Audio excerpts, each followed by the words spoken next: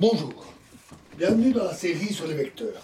Alors, nous allons parler des espaces ponctuels. Alors, l'étude des phénomènes physiques recourt à leur représentation dans l'espace physique de la géométrie classique à 3 dimensions ou dans celui de la relativité à 4 dimensions. Les vecteurs et les tenseurs peuvent en effet être attachés à chacun des points de l'espace et former des champs de vecteurs et de tenseurs sur cet espace. Donc, si on a un certain espace, on peut avoir en chaque point des vecteurs ou des tenseurs qui sont attachés et qui forment un champ de vecteurs, de tenseurs dans cet espace. Et cela nécessite de définir mathématiquement ces espaces formés de points ou espaces ponctuels. De plus, des espaces plus abstraits peuvent être imaginés pour décrire des phénomènes physiques, ce qui conduit à introduire des espaces ponctuels à un nombre quelconque de dimensions, et avec des structures un peu particulières.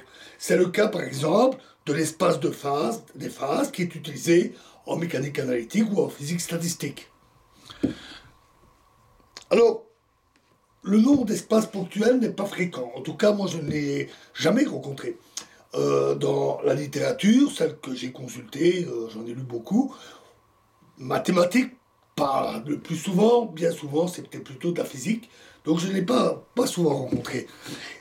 En général, on donne plutôt le nom exact de l'espace qui est concerné, à savoir un espace euclidien ou un espace ou une variété.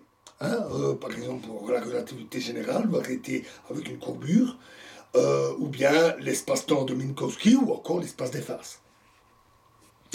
Donc ici, ce nom doit être vu comme générique, comme un ensemble de points avec une certaine structure, d'où le nom d'espace ponctuel. Donc la présentation est plus générale. La définition précise d'espace ponctuel que l'on va se faire à partir de la notion d'espace vectoriel. Alors, voyons d'abord un exemple, l'exemple de l'espace ponctuel qui est formé par des triplets de nombres, qui constituent, qui est issu directement de la géométrie classique, ou à 3 dimensions, où on a 3 coordonnées, donc 3 nombres pour chaque point de l'espace. À tout couple, alors, donnons-nous des triplets de nombres réels, notés A égale A1, A2, A3, B égale B1, B2, B3, etc., etc. Et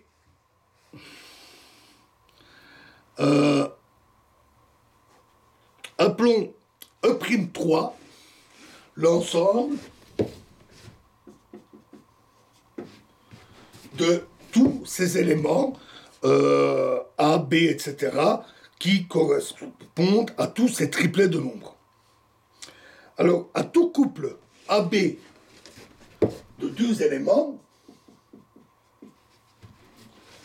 on va faire correspondre un vecteur X noté AB.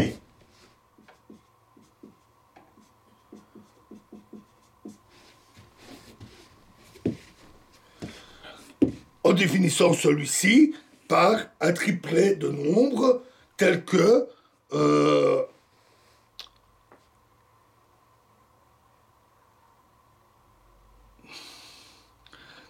xi est égal à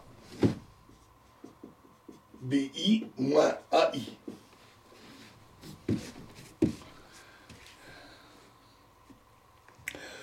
Notre correspondance est possible. Retenons bien ça. I est égal à 1, 2 ou 3. On a donc x égale AB égale x1, x2, x3. Ainsi qu'on l'a déjà vu, c'est un élément d'un espace vectoriel E3 lorsqu'on a défini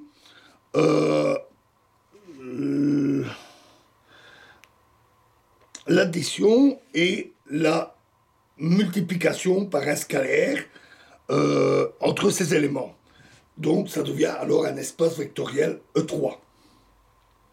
La correspondance que l'on établit ainsi entre tout couple de deux éléments de E'3 et d'un vecteur de E3 vérifie les propriétés suivantes. EP, propriété, hein, E, espace ponctuel 1, on a AB égale moins BA. Propriété 2, c'est l'associativité par rapport à l'addition. C'est-à-dire que AB est égal à AC plus CB, pour tout C. Et le EP3, si on a un élément O de E'3, qui est un élément arbitraire, choisi de manière tout à fait arbitraire, alors à tout vecteur X de E3, il correspond à un point M et un seul, tel que OM égale X. Lorsqu'on a muni l'ensemble E'3 de cette loi de correspondance qui vérifie les trois propriétés précédentes, on dit que l'ensemble des triplets de nombres constitue un espace ponctuel noté H3. Là où je l'ai lu, on le note plutôt E3 avec un E majuscule, mais pour le prononcer, puisque c'est essentiellement verbal dans une vidéo, pour bien le distinguer, je l'appelle plutôt H3. Un peu par référence aux espaces de Hilbert, par exemple. Nous reviendrons sur les espaces de Hilbert. Les éléments de H3 sont appelés des points. Alors, notons que formellement, il ne semble pas y avoir de différence entre un point tel que A égale A1, A2, A3, défini par un triplet de nombres, et un vecteur X égale X1, X2, X3, défini également par un triplet de nombres. Pour établir une distinction entre les éléments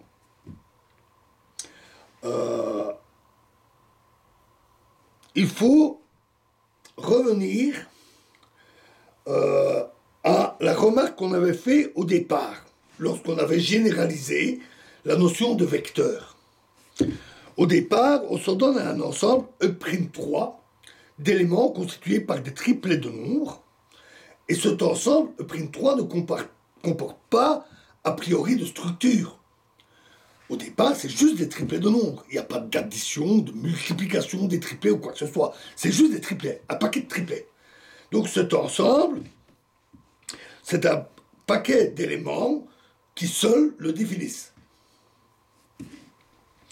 Rappelons que pour former un espace vectoriel E3, on définit sur les éléments de E'3 deux lois de composition interne qui constituent la structure du nouvel ensemble E3. Les éléments de E3 sont alors appelés des vecteurs. La méthode est analogue pour former l'espace ponctuel H3. On définit sur les couples d'éléments de E'3 une loi de correspondance qui constitue la structure du nouvel ensemble H3. Et on peut avoir une loi différente de celle qui a été donnée ici, et qui n'est d'ailleurs, en tant que telle, pas reprise dans les propriétés.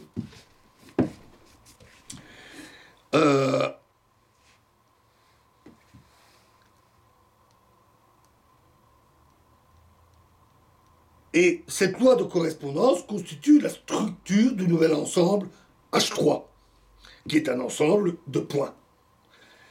Ces éléments sont alors appelés des points, et cet espace ponctuel H3 se confond en tant qu'ensemble ensemble d'éléments avec l'ensemble E'3, mais ils sont distincts en tant qu'espace ponctuel qui constitue un ensemble structuré par la loi de correspondance que l'on se donne. De même, de même que les espaces E3 et H3 sont distincts par suite de leur structure différente, et ils peuvent avoir des propriétés différentes, ils ne sont pas définis par les mêmes axiomes, les mêmes propriétés. Et on peut établir une distinction entre les éléments de chacun de ces espaces. C'est important.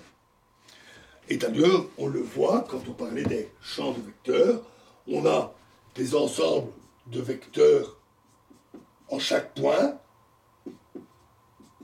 et on a donc des champs de vecteurs, mais il est clair que les points ne sont pas les vecteurs.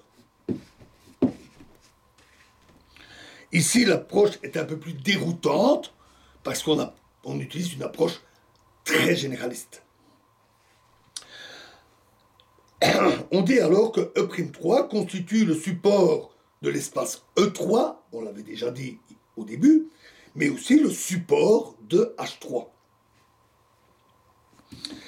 Habituellement, quand on présente les espaces, justement, on fait plutôt une correspondance avec un espace euclidien ou pseudo-euclidien, un espace de Minkowski, et on définit les vecteurs sur cet espace qu'on peut noter appeler espace tangent. C'est plutôt l'approche qui est utilisée pour des variétés, quelles qu'elles soient. L'espace de Minkowski, les variétés riemanniennes, même l'espace des phases. C'est plutôt cette approche-là qui est utilisée. Ici, l'approche est beaucoup plus généraliste et peut-être un peu plus déroutante, mais d'où l'intérêt d'insister sur ces notions et cette construction et cette distinction qu'il y a entre H3 et E3. Ce ne sont pas les mêmes espaces. Voilà, donc on reviendra dans la prochaine vidéo sur la définition générale de l'espace ponctuel, indépendamment des triplets de nombres. Ici, c'était juste un exemple, les triplets de nombres. Et on parlera des repères d'un espace ponctuel. Je vous remercie.